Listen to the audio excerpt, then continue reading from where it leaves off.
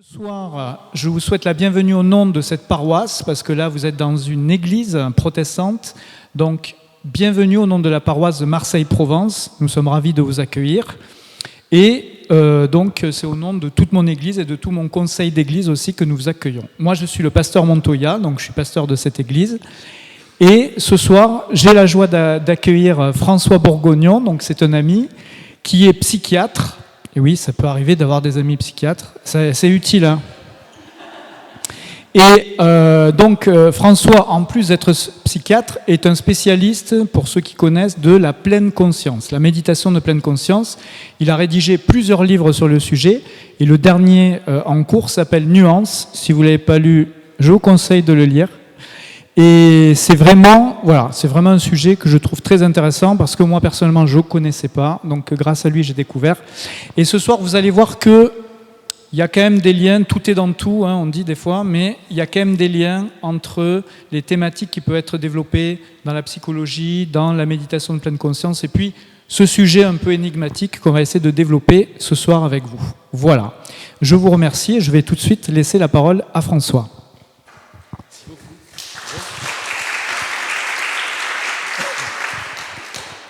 Bien, donc bonsoir à tous. Donc effectivement, je suis le docteur François Bourgognon, je suis psychiatre, je travaille à Nancy, je vis à Nancy, je travaille à l'Institut de cancérologie de Lorraine. Donc je travaille, en fait je suis un enfant du pays, hein, je suis né à Toulon, j'ai fait mes études de médecine à Marseille et puis ensuite je suis parti à Nancy. Et j'y suis resté pour tout un ensemble de raisons. Et donc voilà, donc je travaille auprès de patients qui sont confrontés à des stress immenses du fait de la maladie, du fait des traitements, de la douleur, parfois des problématiques de deuil. Et donc des patients pour lesquels la question de la spiritualité est assez pressante, et notamment pour ceux qui n'ont pas de croyance ou de religion au départ. Et donc voilà, donc c'est des questions, moi, qui sont très souvent abordées dans le cadre de mes consultations. Et donc voilà, donc l'enjeu, c'est aussi de vous parler un petit peu ce soir de mon cheminement à la fois en tant que clinicien, de praticien, et aussi en tant qu'être humain, par rapport aux questions inhérentes à la spiritualité. C'est-à-dire, qu'est-ce qu'on entend par spiritualité? Quelle est la différence avec la religion? Comment aborder ça dans le cadre d'une psychothérapie? Parce que moi, je ne suis pas du tout guide spirituel. Et c'est toujours un peu une planche savonneuse, la spiritualité, quand on n'est pas, quand on n'est pas spécialiste de la thématique. Et puis, quel intérêt de le faire aussi dans un contexte psychothérapique? Voilà, donc c'est un peu des questions qui me semblent importantes d'aborder avant de rentrer vraiment dans le cœur du sujet autour du merveilleux. Ce qui est important que je vous dise peut-être d'emblée aussi, c'est d'où je parle. Donc moi, je vous dis, je suis donc psychiatre, médecin, et mes postulats philosophiques sont ceux d'un athée. Alors, ça, ce qui ne veut pas dire que je crois que de ne pas croire soit plus rationnel que de croire, mais bon, voilà, je suis athée. Et pour autant, je pense que la question de la spiritualité est absolument essentielle pour tous les humains. Et donc voilà, donc l'idée c'était peut-être d'aborder cette question-là, donc sur un versant plus, général, on va dire. Voilà. Alors, en guise d'introduction, moi j'aime bien citer Etty Hillesum. Je ne sais pas si vous connaissez Etty Hillesum, mais c'est une jeune fille hollandaise qui est morte à Auschwitz à l'âge de 29 ans. Et donc, en fait, elle a laissé derrière elle un journal et une correspondance qui témoignent d'une évolution intérieure assez fulgurante et assez spectaculaire. Et à un moment, elle écrit plein de choses incroyables, mais à un moment, j'ai retenu cette citation où elle dit « Je vais t'aider, mon Dieu, à ne pas t'éteindre en moi, mais je ne puis rien garantir d'avance. Une chose, cependant, m'apparaît de plus en plus claire, ce n'est pas toi qui peux nous aider, mais nous qui pouvons t'aider, et ce faisant, nous nous aidons nous-mêmes. C'est tout ce qu'il nous est possible de sauver en cette époque, et c'est aussi la seule chose qui compte, un peu de toi en nous, mon Dieu. » Et moi, cette phrase, quand je la lis, et d'ailleurs comme tout ce qu'a écrit Etty Hillesum, il me suffit de remplacer mon Dieu par mes valeurs, ou ce que j'estime être juste, beau et bon, et ça fonctionne. Et ça me parle. Donc voilà, donc pas besoin, entre guillemets, de religion pour avoir une vie spirituelle ou une spiritualité. Et en fait, le comprendre, moi, c'est venu assez tard quand même en ce qui me concerne, enfin assez récemment, mais ça a été un vrai soulagement. Alors, qu'est-ce qu'on entend par spiritualité? Moi, ce que je vous propose comme définition assez générale, la spiritualité au sens large, moi, je vous propose qu'on la définisse comme cette activité de l'esprit qui ne se résume pas à l'exercice de la raison et qui embrasse tout ce qui nous échappe et ce qui dépasse notre entendement. C'est-à-dire que finalement, avoir une vie spirituelle, c'est faire corps avec le mystère de l'existence, c'est s'ouvrir aux autres et au monde, à la nature dans sa beauté, percevoir l'écho lointain de l'infini sous le ciel étoilé, c'est être capable finalement de nous confronter à tout ce qui nous dépasse sans avoir nécessairement d'explication ou de réponse. C'est travailler à ne pas se détourner de ce que l'on ne comprend pas et admettre la place qui est la nôtre pour habiter au mieux le temps qui nous est imparti. Entendue comme ça, la spiritualité, elle concerne tous les humains. Bien évidemment, elle n'est l'apanage d'aucune tradition, d'aucune religion, et tout ce qui va être de l'ordre de la contemplation, de la quête de sens, les valeurs d'amour, de tolérance et de compassion, eh bien, on les retrouve partout, à toutes les époques et dans toutes les civilisations. Alors j'aime bien aussi Victor Hugo quand il parle de relever l'esprit de l'homme, le tourner vers la conscience, vers le beau, le juste et le vrai, le désintéressé et le grand. Ça fait écho à quelque chose que moi j'utilise beaucoup en psychothérapie, je vous en parlerai un petit peu plus tard, qui est la notion de valeur. Et je trouve qu'il y a une résonance vraiment avec ça. Voilà. Donc, qu'est-ce qui donne du sens à notre vie? Qu'est-ce qui est juste, beau et bon? Et qu'est-ce que notre cœur désire profondément pour nous dans notre vie? Moi, je mets tout ça sous l'appellation de spiritualité. Alors, la religion, elle intègre des éléments spirituels, mais également des croyances relatives au divin ou à une réalité supérieure, des dogmes ainsi que des pratiques rituelles et morales. Alors, je vais peut-être passer rapidement sur ce qu'on entend par religion. Le concept de religion, de toute façon, c'est très très compliqué de trouver une définition, et en fait, il n'y a vraiment pas de définition qui permet de cerner ce qu'on entend par religion dans toute sa complexité. Mais ce qu'on peut dire, par exemple, c'est qu'il y a des composantes qui permettent d'identifier et de comparer les religions entre elles. Donc, par exemple, il y a la mythologie ou le récit, donc tout ce qui va être de l'ordre des textes sacrés, la tradition orale. Il y a les aspects physiques, tout ce qui est lieu de culte, l'art, les reliques, les observances de la foi, tout ce qui est de l'ordre des prières, du pèlerinage, des rituels. La composante subjective, c'est les aspects mystiques et émotionnels, la manière dont un croyant éprouve la religion. Puis la dimension éthique, donc toutes les règles de conduite, les tabous que véhicule une religion. Donc la religion, elle a de multiples fonctions. Elle sert de guide moral pour la société, de référence pour toute démarche.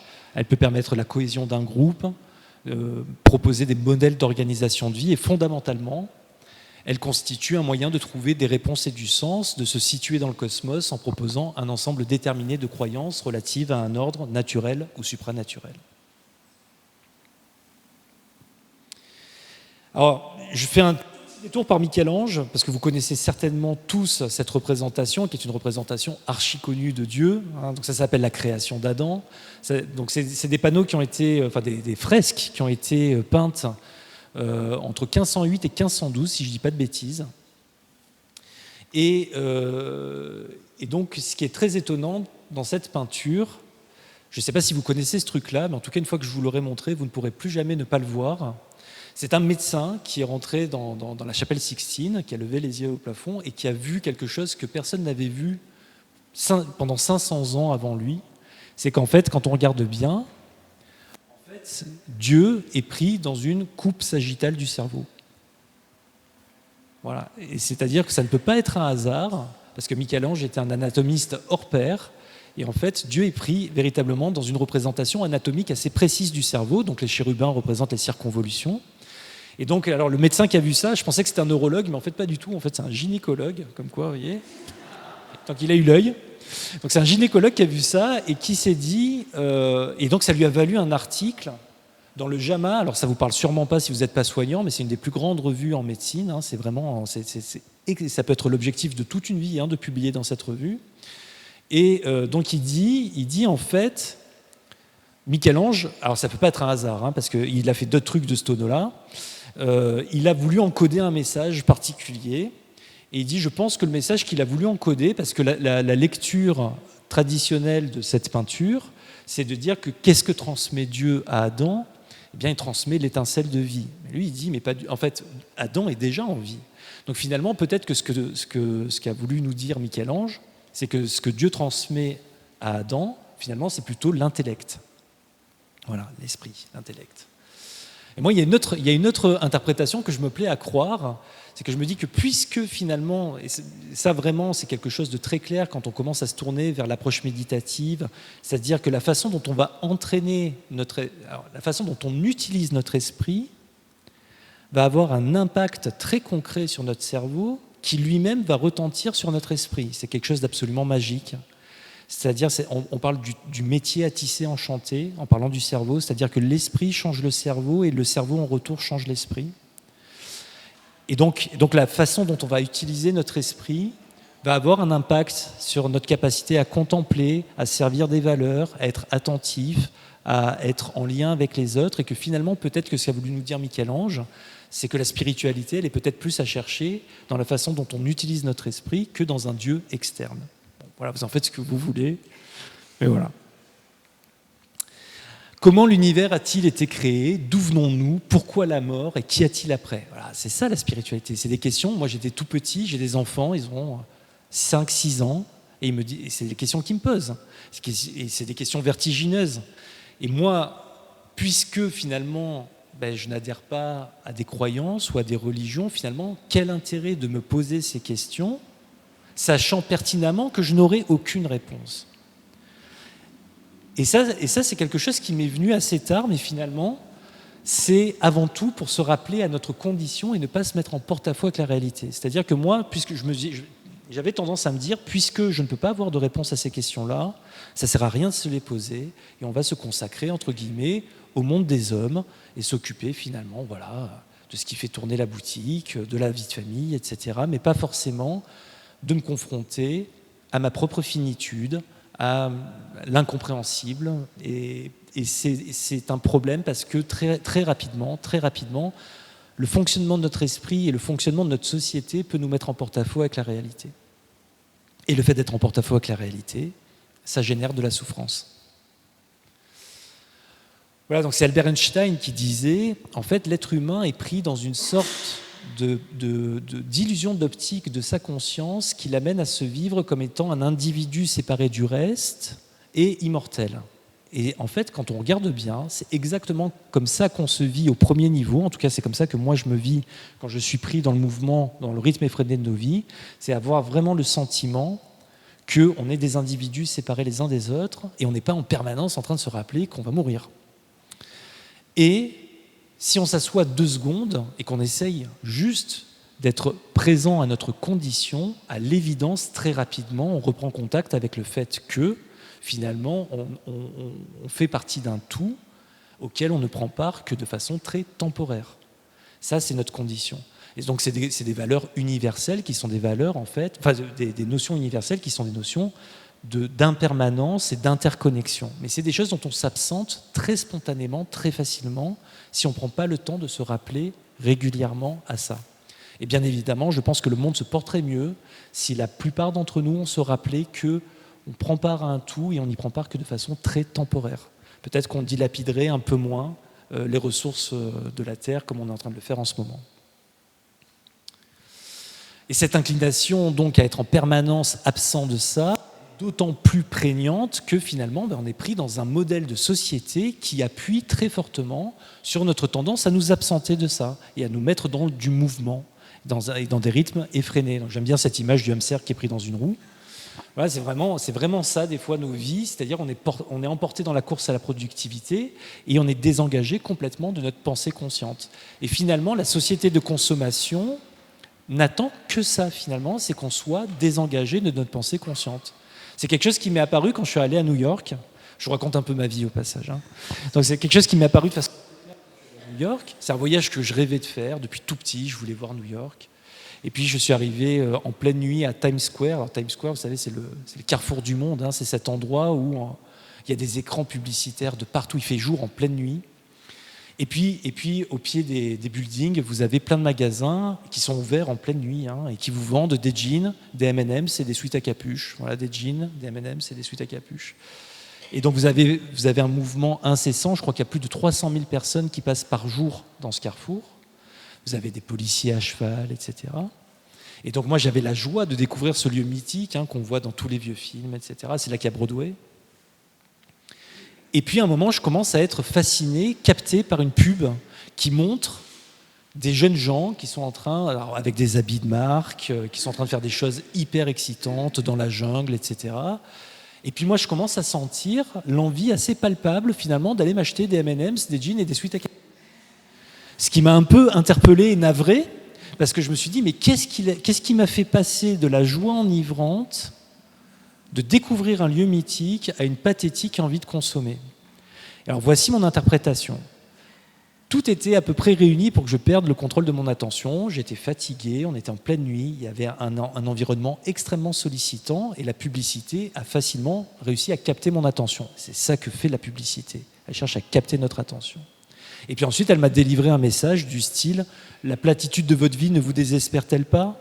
Mais surtout, ne réfléchissez pas, foncez, jouez avec le danger, puis surtout, consommez, parce que sinon, vous aurez le sentiment de rater votre vie. » Et là, on va retrouver une séquence qui est une séquence qui est omniprésente quand on y prête attention dans notre environnement et qui est redoutablement efficace pour nous amener là où on veut. C'est une séquence qui marche en 3 temps et qui consiste à frustrer, accélérer et vendre les moyens d'être soulagé. Frustrer, accélérer, soulager. Et avec ça, on nous fait faire à peu près ce qu'on veut parce qu'en fait, on est pris dans une réactivité automatique. Je te frustre pour susciter un sentiment d'inconfort émotionnel. Je te mets sous pression, je t'accélère pour essayer de te désengager de ta pensée consciente et faire en sorte que tu ne sois plus que sur des réflexes de lutte ou d'évitement. Et je te donne ou je te vends les moyens d'être soulagé à court terme. Frustré, accéléré, soulagé.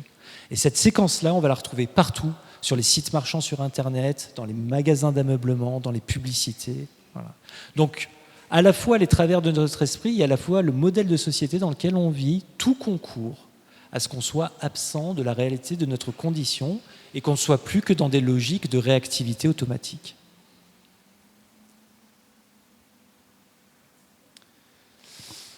Alors ça, c'est une étude que je trouve absolument passionnante. C'est une étude où, en fait, on a essayé d'étudier les mécanismes neuroscientifiques, neuropsychologiques qui sous-tendent le déni de notre mort. En fait, quand on nous met dans des IRM, donc qui permettent de voir fonctionner le cerveau, quand on projette des images à des candidats, des images de personnes qu'on connaît ou qu'on ne connaît pas avec des mots évoquant la mort, on se représente très très bien qu'ils vont mourir. Mais quand on commence à nous projeter des images de nous-mêmes avec des mots évoquant la mort, comme funérailles ou tombe, là ça ne s'allume plus. C'est-à-dire qu'en fait, c'est absolument fascinant, c'est-à-dire qu'en fait, il y a une espèce de réflexe de protection de l'esprit, parce que la mort nous fait peur, qui fait qu'on se représente très bien que les autres autour de nous vont mourir, mais pas du tout nous. Ça, c'est assez fascinant. Et surtout, ce que ça vient nous montrer, c'est qu'effectivement, on peut très bien dire qu'intellectuellement, on le sait. Et on peut dire, oui, on va tous mourir. Mais quand on dit qu'on va tous mourir, on oublie volontiers de s'inclure dans le lot. C'est ça que ça veut dire. Et donc, du coup, ce que je crois, ce dont je suis assez convaincu, c'est que le fait de se confronter à notre propre finitude, ça fait partie d'un exercice spirituel. Et ce n'est pas qu'une idée. C'est-à-dire s'y confronter, pas en termes d'intelligence, mais en termes d'expérience, en termes de ressenti. Pour ça, d'ailleurs, qu'il y a des traditions où on va vraiment travailler sur le fait de se confronter à notre propre finitude, ou au fait de éprouver notre finitude plus que d'y penser, en fait. C'est vraiment ça.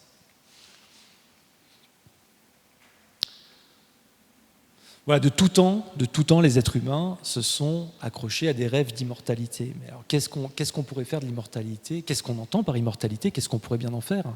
Parce que l'idée d'immobilité étant inhérente à celle d'éternité, l'immortalité nous condamnerait, dans le meilleur des cas, à un ennui sans fin. Et alors, j'en parlais un soir avec un ami qui s'appelle Christophe Montoya, et qui me disait, mais le sais-tu, dans la Bible, il y a un passage absolument glaçant qui promet à l'être humain un enfer qui s'incarnerait dans l'impossibilité de mourir. Donc je lui ai demandé de me le trouver, et donc le voilà, c'est dans l'Apocalypse. Donc on retrouve ce verset qui dit « En ces jours-là, les hommes chercheront la mort et ne la trouveront point, ils désireront mourir et la mort fuira loin d'eux. » En réalité, la mort est un phénomène, c'est pas quelque chose qui est en face de la vie, mais c'est quelque chose qui permet la vie. C'est-à-dire c'est un phénomène biologique capital. Ça doit être considéré comme un phénomène biologique capital qui permet la vie. Et c'est exactement ce que nous enseigne l'observation du corps humain à l'échelle cellulaire, c'est-à-dire que toutes nos cellules doivent mourir pour permettre à l'organisme global de se développer, de s'optimiser. Et en fait, quand on regarde bien, l'ensemble du monde vivant, à toutes les échelles, répond à cette logique dans laquelle il ne peut y avoir de progrès et d'avancée sans disparition. Mais moi, j'aime bien dire, par exemple, qu'il c'est pas très compliqué de voir que les forêts sont vieilles, mais les arbres sont jeunes. Et les forêts sont vieilles, mais les arbres sont jeunes. Et donc, nous, c'est un peu la même idée, c'est-à-dire que l'humanité est ancienne, mais nous, on est jeunes. Et on espère que l'humanité continuera encore longtemps après nous. Alors, c'est de moins en moins sûr, mais voilà, on espère que l'humanité continuera encore longtemps après nous. Donc voilà, donc on retrouve ces notions à nouveau d'impermanence et d'interconnexion. Alors la mort, c'est un sujet vital sur le plan biologique, mais aussi sur le plan psychologique. Ça, c'est quelque chose dont je suis absolument convaincu. Et c'est exactement ce que disait Steve Jobs quand il a appris qu'il souffrait d'un cancer du pancréas. C'est-à-dire qu'à un moment, il a fait un discours qui s'appelle le discours de Stanford, qui est un discours vraiment très, très, très brillant. Et à un moment, il dit ça, il dit « Le fait de savoir que je vais bientôt mourir est l'outil le plus important que j'ai jamais eu pour m'aider à faire les grands choix de la vie, parce que presque tout, les attentes extérieures, la fierté, la peur du ridicule ou de l'échec, toutes ces choses disparaissent face à la mort pour ne laisser que ce qui compte vraiment. » Et ce qui compte vraiment, à nouveau en psychothérapie, c'est ce que nous, on appelle les valeurs.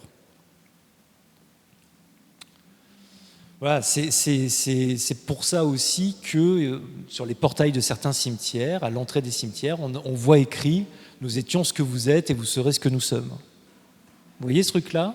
Ouais. Moi, j'ai grandi dans l'arrière-pays varois et il y a des petits villages, en haut des cimetières, il y a ça. Ça m'avait scotché quand j'étais enfant. Et je m'étais dit, un jour, j'en ferai quelque chose. Ben, vous voyez, c'est ce soir. Voilà. C'est le memento mori, hein. Souviens-toi que tu vas mourir, c'est vieux comme le monde, hein. Mais c'est pas pour rien que ce truc-là, l'homme se confronte au fait qu'il n'est que de passage, c'est-à-dire que, voilà, c'est ce que sembleraient-ils les esclaves qui tenaient les couronnes de laurier au-dessus de la tête des empereurs quand ils arrivaient triomphants à Rome, ils devaient leur chuchoter « memento mori », souviens-toi que tu vas mourir. Hein, c'est-à-dire, ok, tu es grand, tu es un empereur, tu triomphes, mais tu n'es qu'un humain. T'emballe pas, voilà, memento mori. Voilà, alors Jankélévitch, je trouve cette citation absolument hallucinante. L'enfer, c'est l'impossibilité de mourir, l'ennui sans fin. Aussi nous faut-il choisir entre la plénitude et l'éternité dans l'inexistence, la mort vitale et ce qui rend la vie mortelle passionnante. Qu'est-ce que c'est bien dit. Oui, bon, super. Un grand auteur en psychologie, c'est un des plus grands auteurs de ces 20 dernières années en psychologie, qui s'appelle Mihaly. Personne ne sait le dire, mais c'est un des plus grands auteurs, et qui est un des pères de la psychologie positive. Alors la psychologie positive, c'est pas du tout la pensée positive, hein, on confond souvent ça, donc c'est pas se répéter incessamment que tout va bien pour s'en convaincre, hein. C'est vraiment la partie de la psychologie qui va, plutôt que de s'intéresser à comment réduire le négatif, plutôt à comment augmenter le positif. Donc c'est qu'est-ce qui rend un être humain heureux, résilient, accompli. Et à un moment, il écrit ça, il dit « L'univers ne fonctionne pas au hasard, mais les lois qui le régissent ne tiennent pas compte des besoins humains. Une météorite qui s'abattrait sur New York, Montréal ou Paris obéirait simplement aux lois du cosmos, mais quelle catastrophe ce serait. Le virus qui attaque les cellules d'un Mozart ou d'une population entière fait seulement ce qui lui est naturel. L'univers n'est ni hostile ni amical, il est simplement indifférent. » Voilà ce en quoi moi je crois. C'est que l'univers ne fonctionne pas au hasard, mais il est indifférent. Et pour autant, c'est-à-dire qu'on fait partie d'un tout, et ce tout, je crois qu'il ne se soucie pas de nous, de la même manière que nous, on ne se soucie pas de nos cellules. Comme je vous disais tout à l'heure, nos cellules sont en permanence en train de mourir et de naître pour permettre à notre organisme global d'exister. Mais pour autant, je crois qu'on a tout intérêt, nous, à s'occuper du tout. Parce que notre bien-être et l'harmonie, on va dire, de nos vies dépend véritablement, vu que tout est interconnecté, de notre capacité à prendre soin aussi du tout. Alors moi, ce qui est une approche qui m'a vraiment aidé, qui a été une porte d'entrée à la spiritualité, c'est la méditation dite de pleine présence ou de pleine conscience. Vous avez sûrement entendu parler de ça parce que c'est une approche dont on parle beaucoup et qui est arrivée dans le soin à la fin des années 70 aux États-Unis, et on en parle vraiment en France depuis, on va dire, une quinzaine d'années. Voilà. Donc moi je suis assez spécialisé sur cette approche. C'est des techniques dont, alors vous voyez, donc il y a des unes de magazines qui sont tout le temps en train de parler de ça. Alors j'aime bien mettre Macron parce que ça réagit toujours très très fort avec l'histoire de la méditation. Et c'est des techniques qui sont issues des traditions bouddhistes, mais qui ont été sorties de tout référentiel philosophique ou spirituel. On a gardé uniquement l'aspect technique et l'aspect entraînement de l'attention. Alors qu'est-ce qu'on fait quand on médite ? On essaye simplement d'être présent attentionnellement. Voilà, on essaye juste d'être là. Donc c'est pour ça que je préfère parler de pleine présence que de pleine conscience. Donc on essaye de ramener notre attention sur le moment présent. Et donc quand on fait des exercices de méditation, c'est une pratique, c'est un processus qu'on peut schématiquement décrire en 4 grandes étapes. La première, c'est on s'arrête, on se pose. Ensuite, on amène toute notre attention sur nos ressentis corporels, non-verbaux. On s'efforce de stabiliser notre attention sur une posture d'observation. Et enfin, on laisse les choses se dérouler telles qu'elles doivent se dérouler sans intervenir dessus. L'idée, c'est juste d'être là, pleinement présent et attentif au moment.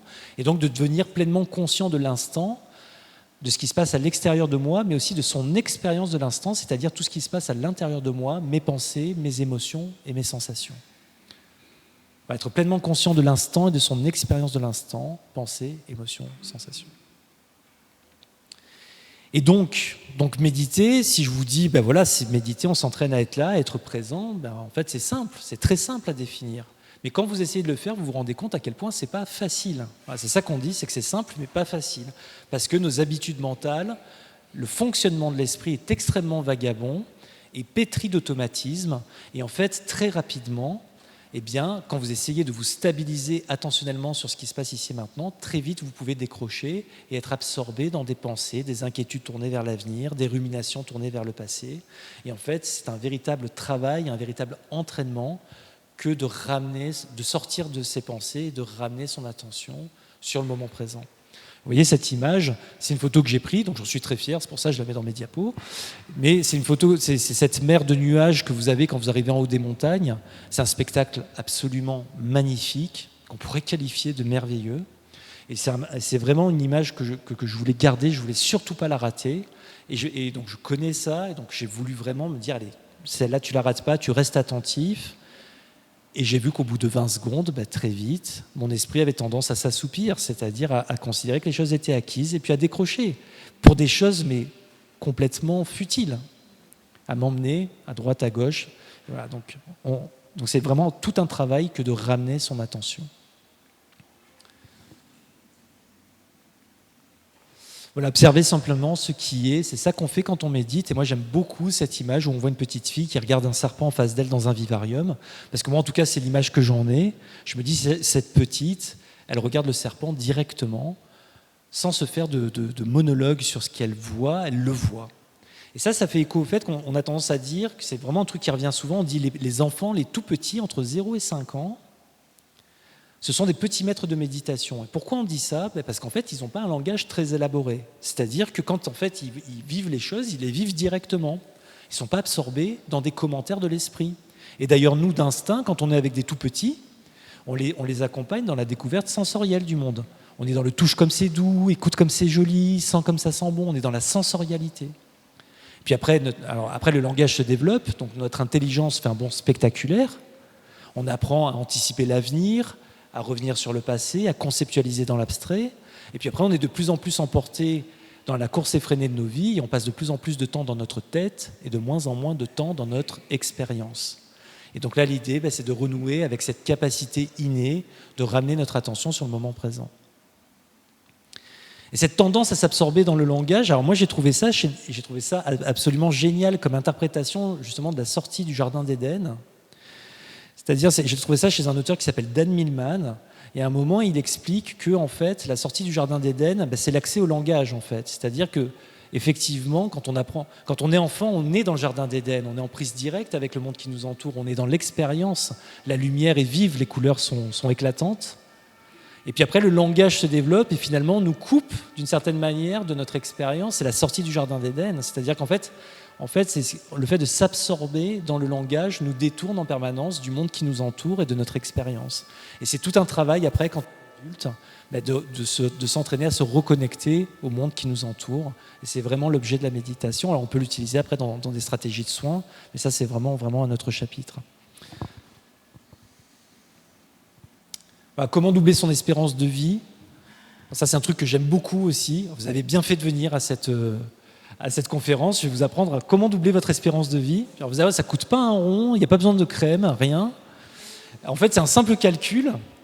Ça consiste à dire... Alors, c'est un calcul. Donc on va prendre quelqu'un à qui il reste 40 ans de vie à vivre. Et on va partir du principe que sur 24 heures par jour, il y a 8 heures consacrées au sommeil et 16 heures à l'éveil. Si on postule de façon tout à fait vraisemblable qu'on est présent spontanément à ce qu'on vit, uniquement 2 heures par jour sur ces 16 heures d'éveil, ça fait tomber notre espérance de vie à 5 ans. Je parle de temps de vie où on est pleinement là, pleinement présent. Le reste du temps, on est pris dans nos pensées, on est dans nos soucis, on est dans les courses parce qu'il n'y a plus rien dans le frigo, je ne sais pas où on est, mais on n'est pas là. Donc c'est certain qu'en apprenant et en s'entraînant à ramener notre attention sur le moment présent, on va pouvoir assez facilement doubler, pourquoi pas même tripler notre espérance de vie. Bien évidemment, je parle de temps de vie subjectif, temps de vie habité. Mais vous voyez comment ces histoires de présence, même si on est juste sur une idée de, voilà, on récupère une technique d'entraînement de l'attention, on essaye juste d'être là, comment ça va venir nous chercher finalement sur des considérations assez existentielles, voire spirituelles. Ça va pour ce calcul? Oui? Ça vous paraît clair? Alan Watts, c'est un philosophe qui explique, moi je trouve ça aussi génial, qui explique que la vie n'est pas un voyage, qu'en fait la vie est une chose musicale. Et finalement c'est quelque chose qu'on nous apprend depuis qu'on est tout petit, c'est que finalement la vie c'est franchir des étapes. Et depuis qu'on est tout petit, effectivement, on fait petite, moyenne, grande section.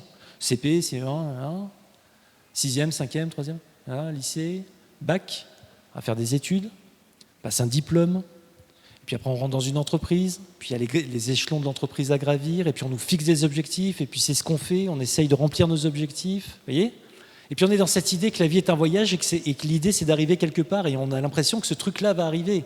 C'est-à-dire que plus ça va, plus on passe les échelons, plus on se dit ça y est, ça arrive, ce Graal auquel vraiment on tient, et puis ça y est, un jour on l'a, on a notre médaille, on a notre promotion, on a notre poste qu'on attendait tellement. Et puis finalement, une fois qu'on l'a, qu'est-ce qui se passe? On ne se sent pas si différent de ce qu'on s'est toujours senti.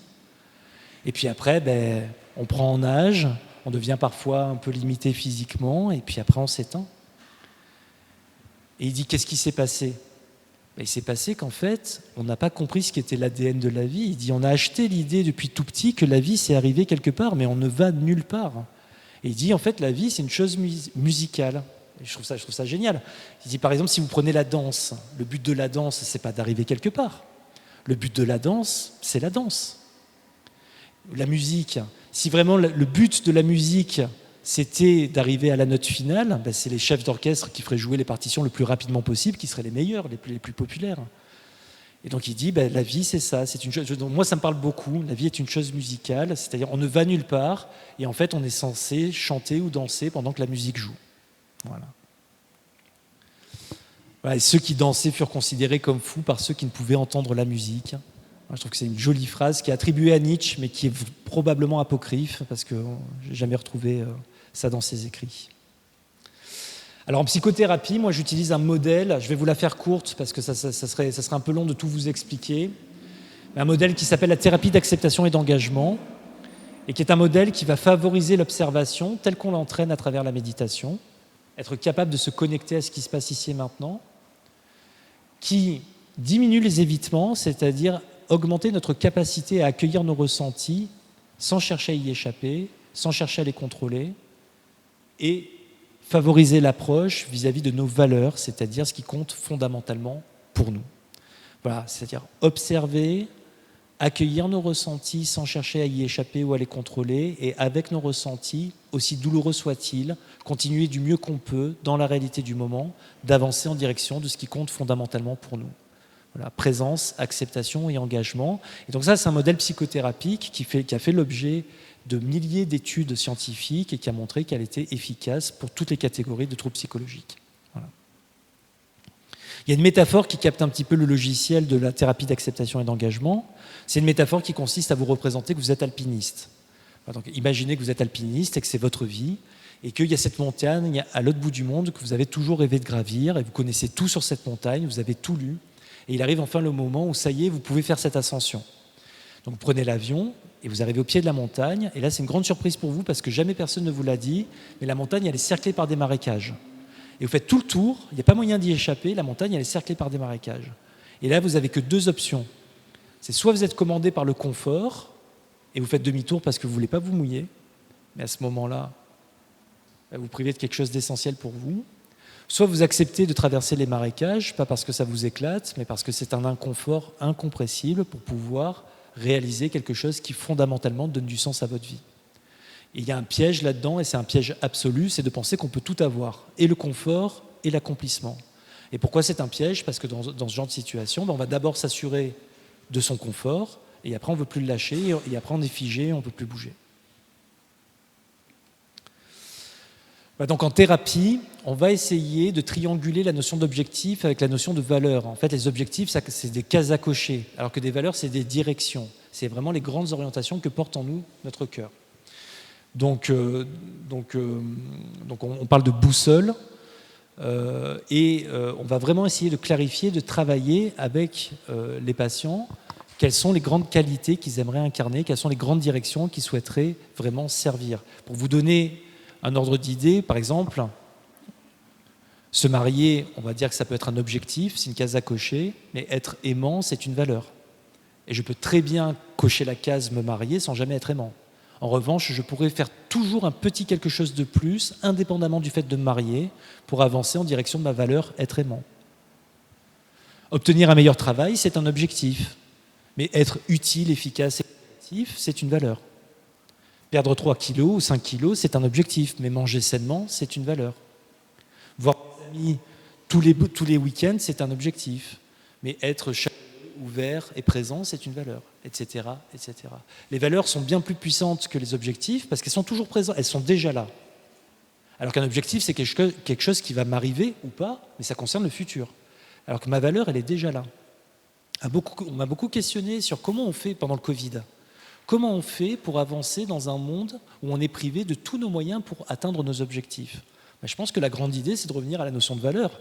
C'est-à-dire que je ne peux peut-être pas faire plein d'activités comme je voudrais avec mes enfants, mais je peux servir des valeurs de transmission, bien évidemment, autrement qu'à travers des activités. Voilà, donc l'altruisme, l'attention, vous voyez, il y a des centaines de valeurs. Donc c'est à chacun de déterminer les siennes. Là, pour le coup, en psychothérapie, on n'est pas du tout dans quelque chose de normatif. On dit à nos patients, c'est à vous de déterminer ce qui compte fondamentalement pour vous. Voilà, donc ça peut être la sincérité, vous voyez, le professionnalisme, la transmission, l'humour, etc.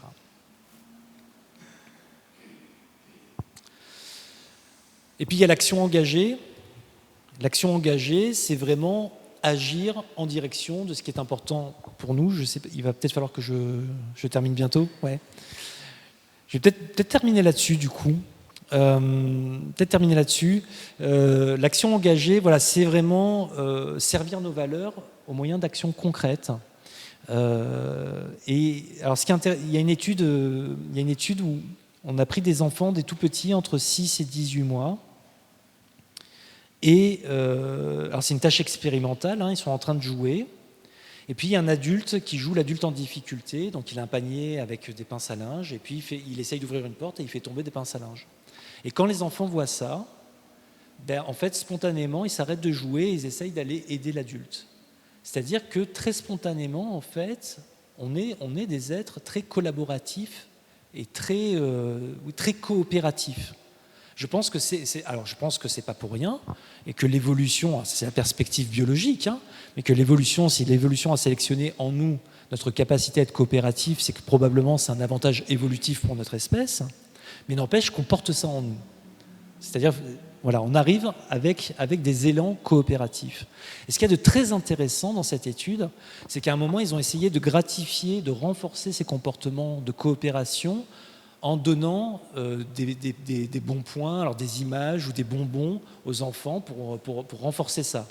Et après, ils arrêtent et ils voient ce qui se passe. Et ce qu'ils se rendent compte, c'est que les enfants qu'on a gratifiés, au moment où on arrête de les gratifier, ils ne manifestent plus de comportement altruiste. Tandis que ceux à qui on n'a rien donné, eux, continuent. Et en fait, l'interprétation, c'est de dire, ceux qu'on a gratifiés, finalement, c'est venu miner leur élan naturel, leur tendance à être coopératifs, parce qu'ils sentaient que c'était juste et bon de le faire.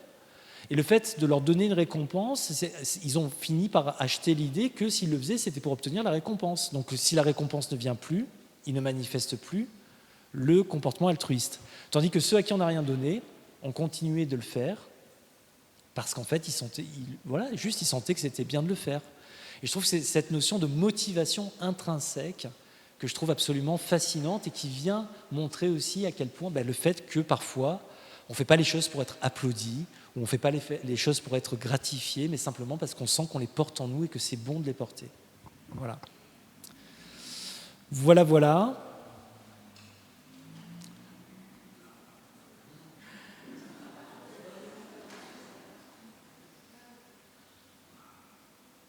Voilà.